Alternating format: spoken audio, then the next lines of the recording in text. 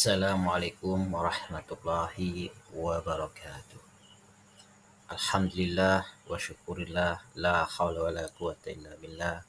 Allahumma sholli ala sayyidina Muhammad wa ala ali sayyidina Muhammad. Anak-anakku sekalian, berjumpa lagi kita melalui media ini ya, dalam rangka untuk mencari menambah ilmu kita, yaitu kita belajar tentang sosoknya Rasulullah SAW. Bagaimana dakwah beliau, bagaimana perjuangan beliau di dalam memperjuangkan dan menegakkan panji-panji kebesaran agama Islam.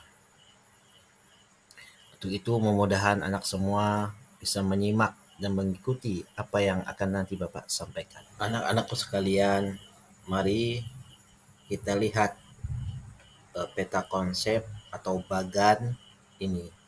Hal inilah yang nanti akan Bapak sampaikan atau jelaskan kepada kamu semua. Kamu semua perhatikan dengan baik-baik tentang dakwah Rasulullah SAW di kota Mekah. Yang pertama, nanti kita akan belajar tentang riwayat hidupnya Rasulullah SAW. Yang kedua, permulaan dakwah Rasulullah SAW. Yang ketiga, poin-poin utama misi dakwah. Yang keempat, perintah Allah SWT untuk berdakwah. Yang kelima, bagaimana respon masyarakat terhadap dakwah Rasulullah. Dan yang keenam, tantangan dakwah yang hadapi beliau ketika beliau berdakwah di kota Mekah. Untuk itu mudah-mudahan anak semua bisa memperhatikan dan menyimak apa yang nanti akan Bapak sampaikan. Anak-anakku sekalian, sebagaimana yang telah Bapak jelaskan tadi, ya, yang pertama ini kita akan membahas tentang riwayat hidup Nabi Muhammad SAW. Nabi Muhammad SAW lahir pada tanggal 12 Rabiul Awal tahun Gajah yang bertepatan dengan 20 April 571 Masehi. Ayahnya bernama Abdullah bin Abdul Muthalib, sedangkan ibunya bernama Aminah binti Wahab. Nasab bapak dan ibu beliau bertemu pada datuk beliau yang bernama Khilab.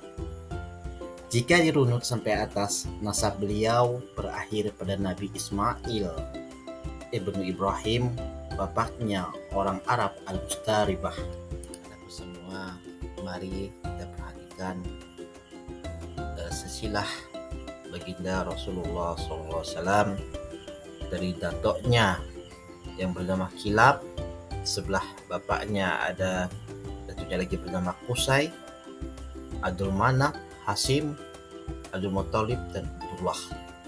Adapun dari sebelah ibunya ada yang bernama Zurah, Abdul Manaf, Wahab, Aminah, dan bertemu pada Rasulullah SAW. Hal ini perlu semua kita ketahui. Inilah silsilah nasab baginda Rasulullah SAW. Yang selanjutnya yang akan kita bahas yaitu tentang permulaan dakwah Nabi Muhammad SAW. Ketika Nabi Muhammad SAW mencapai usia sempurna, yaitu usia 40 tahun, Allah SWT mengutusnya sebagai pembawa berita gembira dan pemberi peringatan untuk menyeru orang-orang Quraisy dari kebodohan yang gelap menjadi cahaya ilmu. Diangkatnya beliau Rasulullah SAW menjadi Nabi dan Rasul. Peristiwa itu terjadi di bulan Juli tahun 610 Masehi. Peristiwa itu juga bertepatan pada tanggal 17 Ramadan tahun 13 sebelum Hijriah. Beliau diangkat menjadi Nabi dan Rasul ketika sedang bertahanus di Gua Hira.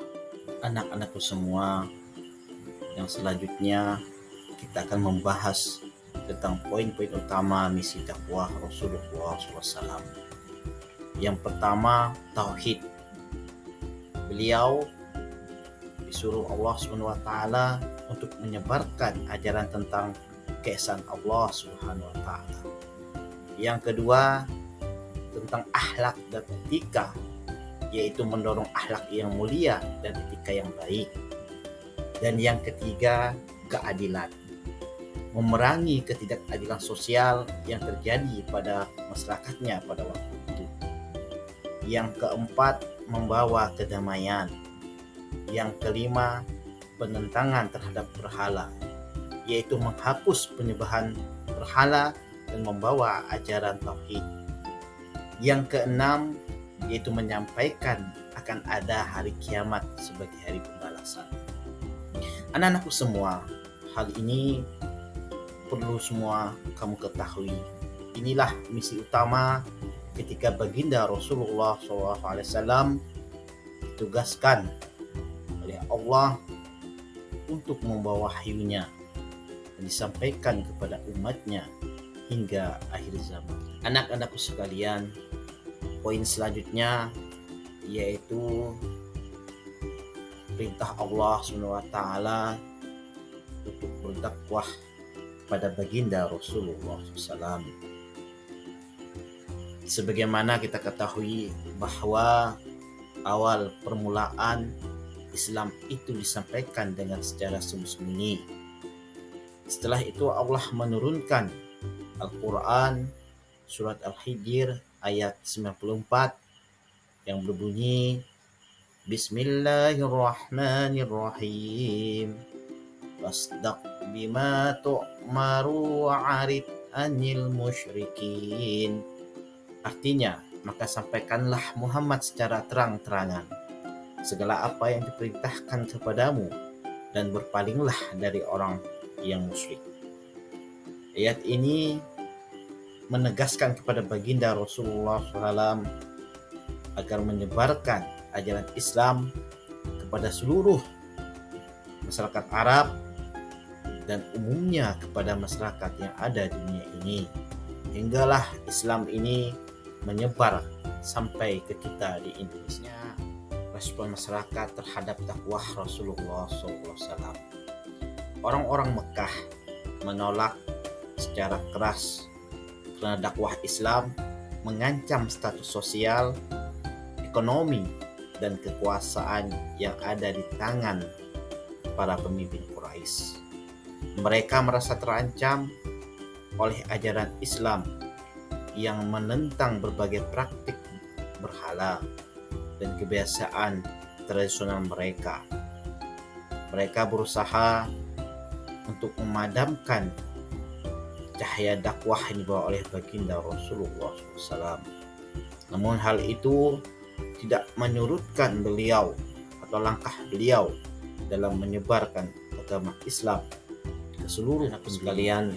Selanjutnya, tantangan dakwah bagi Rasulullah SAW. Yang pertama, adanya perlawanan keras dari pemimpin Quraisy. Para pemimpin Quraisy dan orang-orang yang berpengaruh di Mekah secara aktif menentang dakwah Islam karena ajarannya mengancam struktur sosial, ekonomi, dan kekuasaan yang ada. Yang kedua, terjadinya persekusi dan penyiksaan terhadap para pengikut Islam. Bahkan termasuk Nabi Muhammad SAW sendiri seringkali menjadi korban penindasan, penyiksaan, dan pengusiran dari Mekah oleh orang-orang Quraisy yang menentang ajaran Islam. Yang ketiga, adanya blokade ekonomi.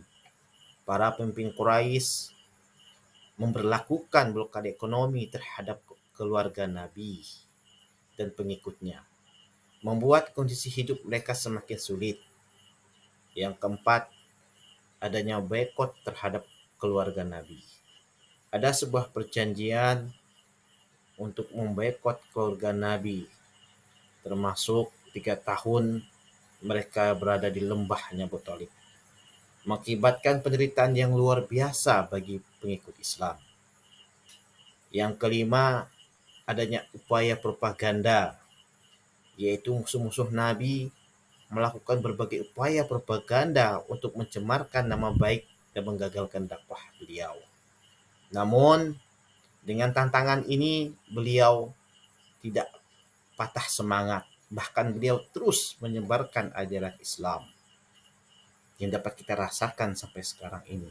Inilah motivasi hidup kita, bersemangat pertama dalam mencari ilmu. Anak-anakku sekalian, poin selanjutnya yaitu tentang tokoh-tokoh yang menentang dan membela dakwah Rasulullah SAW. Di antara tokoh penentang dakwah beliau yaitu Abu Lahab, pamannya sendiri, Abu Jahal, dan Muawiyah bin Abi Sufyan. Mereka ini adalah tokoh orang-orang Quraisy yang merasa terancam oleh dakwah baginda Rasulullah SAW. Namun ada juga tokoh-tokoh atau orang-orang yang membela dakwah beliau seperti Abi Thalib, paman Nabi sendiri, Khadijah binti Khalid, istrinya beliau, Hamzah bin Abdul Muthalib, pamannya, Abu Bakar Siddiq, sahabat Nabi, dan Ali bin Abi Thalib. Mereka inilah orang-orang yang selalu mendukung dakwah Rasulullah SAW dalam menyebarkan ajaran Islam. Anak-anakku semua, poin selanjutnya yaitu para sahabat Nabi yang dikenal sebagai sabiqun awalun. Yang pertama ada sahabat Abu Bakar Siddiq, Khadijah binti Khalid, Ali ibnu bin Abi Thalib, Zaid ibnu Harisah, Utsman ibnu Affan, Abdurrahman ibnu Auf, Said bin Zaid, Zubair bin Awam, Tolhah bin Ubaidillah, Abu Hafsah Umar bin Al-Khattab. Mereka ini disebut sebagai orang-orang yang pertama masuk Islam. Anak-anakku semua, sebelum Bapak menutup pertemuan kita lewat media ini, ada beberapa hal yang menjadi pelajaran atau refleksi bagi kita tentang bagaimana dakwah baginda Rasulullah SAW di kota Mekah. Yang pertama, perlunya kesabaran dan kebijaksanaan dalam berdakwah. Yang kedua, kesetiaan pada prinsip-prinsip moral dan kebenaran. Yang ketiga, perjuangan untuk keadilan dan kemanusiaan. Yang keempat, toleransi dan kerukunan antara umat beragama. Yang kelima, pentingnya persatuan dalam mencapai tujuan bersama. Ini yang harus dimiliki oleh kita generasi sekarang ini, yang harus kamu semua tanam, pupuk dalam diri kamu sendiri. Mungkin ini yang dapat Bapak sampaikan. Sebelum kita menutup pelajaran, marilah kita mengucapkan Alhamdulillahirabbil alamin. Sekian, wabillahi taufiq wal hidayah. Wassalamualaikum warahmatullahi wabarakatuh.